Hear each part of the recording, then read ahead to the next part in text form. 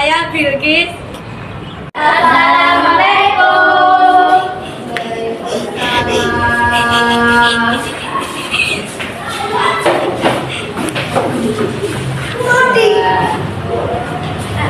Halo, dari kelompok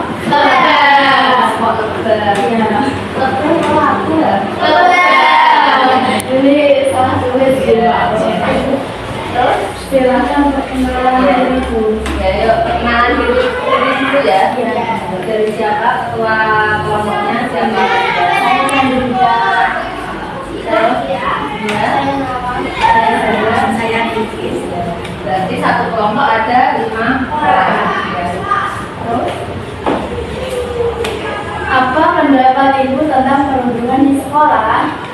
menurut Ibu, perundungan di sekolah itu sebuah isu yang sangat serius dan memprihatinkan.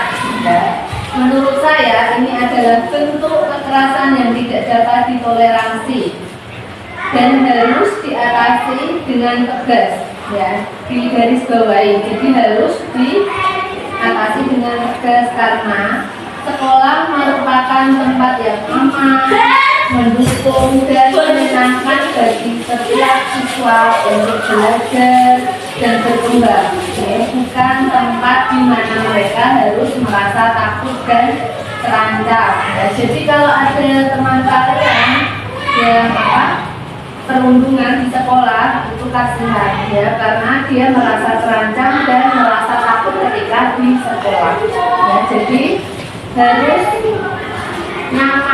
aman di sekolah itu. Jadi mulai dari belajarnya dan harus bisa berkembang.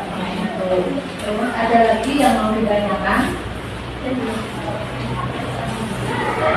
Menurut Ibu, apakah masih ada tindakan perundungan di sekolah? Menurut Ibu, di sekolah kita itu masih ada perundungan tapi tidak terlalu parah. Ya, tapi masih ada beberapa tindakan perundungan. Misalnya perundungan verbal itu juga termasuk tindakan perundungan. Jadi itu merupakan tantangan buat sekolah kita dan itu PR buat sekolah kita. Kenapa di sekolah kita itu masih ada perundungan? Ya, gitu. Apa jenis perundungan yang sering ditemui di sekolah kita? Yang sering Ibu temui dari beberapa kelas itu perundungan verbal. Perundungan verbal ini biasanya masih diremehkan karena biasanya pelaku itu sering berdalih hanya bercanda. Jadi di kelas kalian masih ada yang katanya nanti bercanda Pak, bercanda Bu, ada teman yang dibully ya, atau perundungan itu termasuk perundungan verbal. Namun dampaknya walaupun dia bilang hanya bercanda itu sangat menyakitkan bagi korban ya. Itu termasuk bisa jadi mental teman kalian itu juga bisa terganggu karena tadi perundungan oleh teman kalian sendiri. Awalnya sih cuma bercanda tapi berlebihan. Contohnya mengejek fisik, pernah nggak teman kalian diejek? Ya itu termasuk perundungan. Jadi kalian harus melaporkan kepada guru kalian. Ya kasihan tetap membekas di hati. Contoh saja kalian punya kertas kan awalnya ini ya, ini masih bersih lurus. Ini coba dari teman kalian yang satu kelas, seandainya dia kena perundungan, ini kertasnya bunyinya ini berarti teman kalian seperti ini ya. Kalian sudah minta maaf, pelaku sudah minta maaf, tapi ketika sudah memaafkan tapi hatinya tetap masih, apakah bisa seperti semula lagi? Dan itu namanya perundungan. Jadi kalian harus benar-benar berhati-hati kepada teman kalian ketika berbicara, bercanda.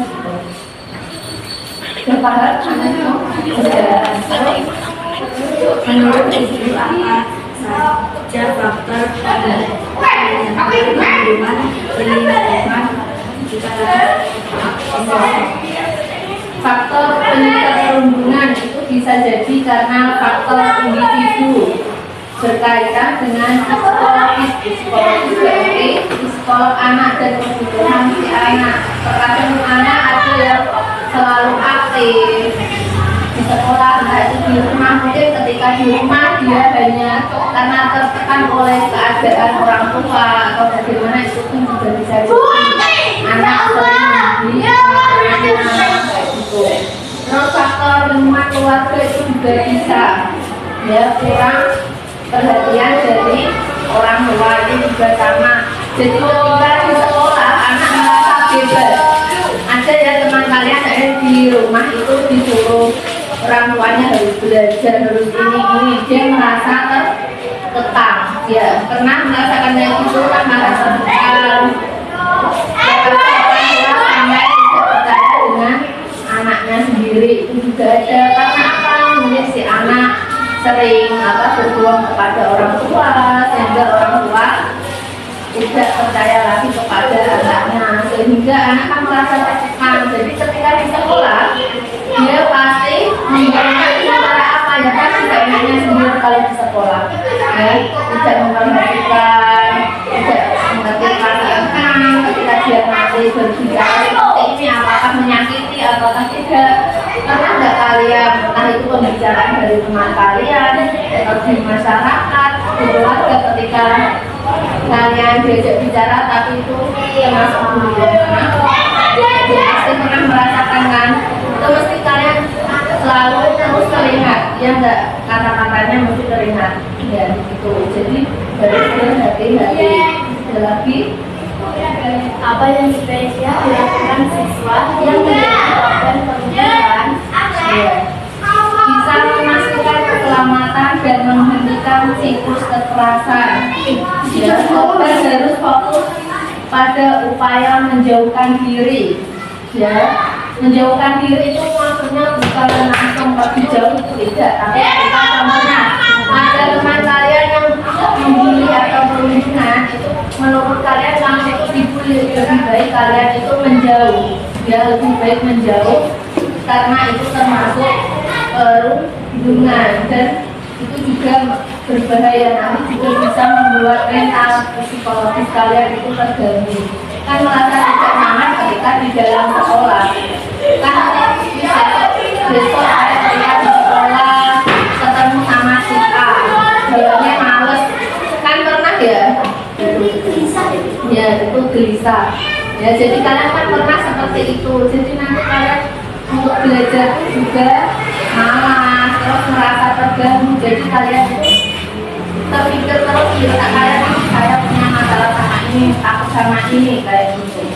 Ya itu termasuk untuk menyelamatkan kalian dari perundungan, dan juga kalian bisa mencari bantuan dari orang dewasa ya. Maksudnya itu entah kalian nanti kalau ketika di sekolah berarti bisa berbicara dengan bapak ibu guru yang kalian percaya siapa, nanti diajak ngobrol, terus kan kalian tahu nanti solusinya bagaimana untuk menyelesaikan permasalahan itu ya. Terus ada lagi, apakah ada program atau kegiatan di sekolah untuk mencegah perundungan? Ya, ini seharusnya itu ada ya, untuk program atau kegiatan di sekolah untuk mengurangi perundungan yang sekarang ini marak sekali ya. Itu bisa saja kalian melakukan sekolah itu melakukan sosialisasi atau edukasi seperti seminar ya, seminar atau sesi konseling praktikal di kelas. Maksudnya itu ada seminar sekolah itu mengambil narasumber dari luar yang mengenai perundungan itu bagaimana, cara mengatasinya bagaimana. Jadi nanti pernah tidak kalian sosialisasi atau seminar? Nah, contohnya seandainya mulai dari kelas 1 sampai kelas 6, biasanya di ruangan kelas 4 jadikan 1, terus ada narasumber yang ahli dalam perundungan atau bullying yang harus kalian itu namanya sekolah dikurangi itu. Terus juga kampanye tidak? Kalian pernah tahu? Tangganya bukan maksudnya nanti langsung ure-ure kayak gitu semuanya, enggak, tapi nanti kalian bisa membuat poster. Tahu poster ya? Poster, terus slogan. Itu biasanya kadang kan kalian tempel di dinding kelas ya, di apa? Majalah dinding itu bisa di situ. Jadi kalian setiap hari kan bisa mengingat ini termasuk kondisi perundungan kayak gitu. Terus juga menambah pengawasan. Jadi di sekolah itu juga harus kegiatan menambah pengawasan itu contohnya di kamar mandi, di area parkir. Terkadang kan ada sering anak yang seperti itu kan nanti di luar kelas dia mencari celah untuk membuli atau perundungan kepada temannya. Contohnya saya di parkiran sekolah itu kan sudah nggak ada bapak ibu guru ya, pengawasannya kan sudah kurang, jadi itu bisa terjadi. Jadi harus lebih pengawasannya itu lebih ketat lagi. Tuh. Terus ada lagi Apa pesan yang ingin disampaikan kepada siswa mengenai pentingnya mencegah perundungan di sekolah? ya. Jadi sekolah adalah, jadi kalian harus menanamkan seperti ini.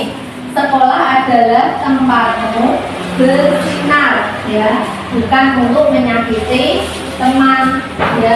Entah itu mulai dari adik kelas, teman kalian sendiri, apalagi kalian sudah kelas 6. Jadi kalian harus memberikan contoh yang baik kepada adik-adik kelasnya.